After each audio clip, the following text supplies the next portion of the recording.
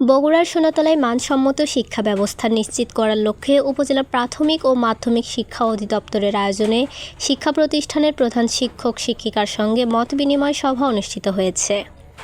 রবিবার 19 জুলাই বিকেলে উপজেলা পরিষদ হলরুমে অনুষ্ঠিত সভায় উপজেলা নির্বাহী কর্মকর্তা স্বীকৃতি প্রামাণিকের সভাপতি সেভাবেই একটু শিক্ষক বা ছাত্রছাত্রী যারা রয়েছে তাদেরকে পাঠদানের চেষ্টা করবেন। আরেকটি বিষয় না বললেই নয়, বিভিন্ন শিক্ষা প্রতিষ্ঠানে অনেক সময় আমরা ভিজিট করি বা অনেক সময় যেতে হয়, সেখানে গিয়ে দেখা যায় যে সকল শিক্ষক কিন্তু সময় মতো উপস্থিত হচ্ছেন না। আমার কাছে মনে হয় যে সময়ানুবর্তিত একটি অংশ আমাদের নিজেদের জীবনের, সেটা শুধু শিক্ষক হিসেবে স্কুলে উপস্থিত হবে। প্রধান অতিথি হিসেবে বক্তব্য রাখেন বগুড়া 1 আসনের সংসদ সদস্য আলহাজ কাজী রফিকুল ইসলাম।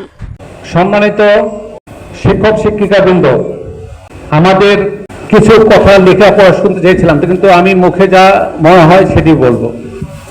আমাদের যেমনটি দেখেন, আপনার এই পাশে আমাদের মাধ্যমিক শিক্ষক কর্মকর্তা উনি আমাকে কয়েকটি জিনিস বলেছেন, ছোট্ট কয়েকটা জিনিস, যে এইখানে একটা বলেছে সমস্যার কথা, একটা বলেছেন এখানে মাধ্যমিক স্কুল আছে 24টি, মাদ্রাসা আছে 9টি, প্রাথমিক বিদ্যালয় 123টি, কলেজ 6টি, কারিগরি কলেজ আছে 6টি। আমাদের শিক্ষাক্ষেত্রে আমি মনে করি আপনারা এই প্রতিষ্ঠানগুলি যথেষ্ট, আমি মনে করি। এখানে বলেছে খেলার মাঠে ভরাট মাঠ নাই।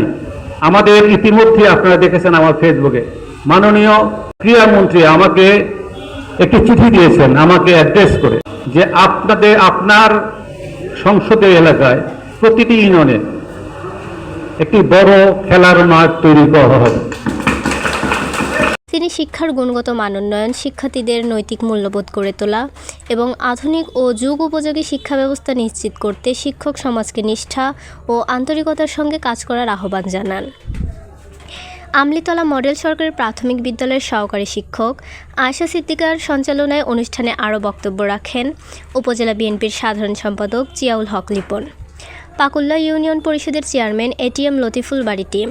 প্রধান শিক্ষকদের কাছে অনুরোধ করে বলতে চাই, আপনাদের শিক্ষা প্রতিষ্ঠানের ছাত্র ছাত্রী সংখ্যা কত, কোথায় আপনারা পাঠদান করেন? যদি ছাত্র না থাকে তাহলে কিসের পাঠদান করবেন আপনারা? সেগুলো একটু সুনজর দিতে হবে আপনাদেরকে। আমি দেখি আপনাদের প্রতিষ্ঠান আছে কিন্তু ছাত্র নাই। জোরগাছা ইউনিয়ন পরিষদের চেয়ারম্যান গোলাম রব্বানী, বালুয়া ইউনিয়ন পরিষদের সাবেক চেয়ারম্যান নাসির উদ্দিন আঞ্জু, উপজেলা যুবদলের আহ্বায়ক রাশেদুর রহমান হান্নান এবং পৌর বিএনপির সাধারণ সম্পাদক শরীফুল ইসলাম খান নিপু। এ সময় উপস্থিত ছিলেন উপজেলা কৃষক দলের আহ্বায়ক এমদাদুল হক বাদশা, উপজেলা মাধ্যমিক শিক্ষা কর্মকর্তা নজমুল হক, পৌর বিএনপির সাংগঠনিক সম্পাদক রাজ্জাকুল ইসলাম রাজ্জাক সহ বিভিন্ন শিক্ষা প্রতিষ্ঠানের প্রধান শিক্ষক শিক্ষিকা, জনপ্রতিনিধি ও গণ্যমান্য ব্যক্তিবর্গ।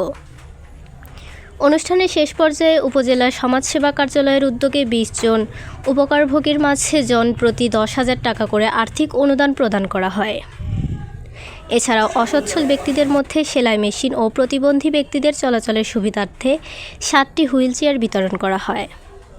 রাবেয়া সুলতানা রিয়া, বাংলা লেন্স।